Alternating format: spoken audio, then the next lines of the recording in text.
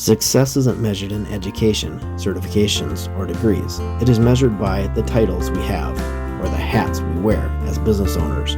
We are the business owners. We are the administrators. We are the CEO. We are the president. We are the employee. And we are the complaint department. Although, that doesn't go very far.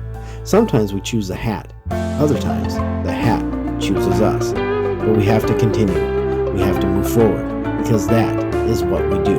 That is the person we are. Sometimes we just want to put our hands up and quit and walk away. But we can't. We have our families that rely on us. Our team depends on us. So we're up late at night, exhausted, but still moving forward because we have a team.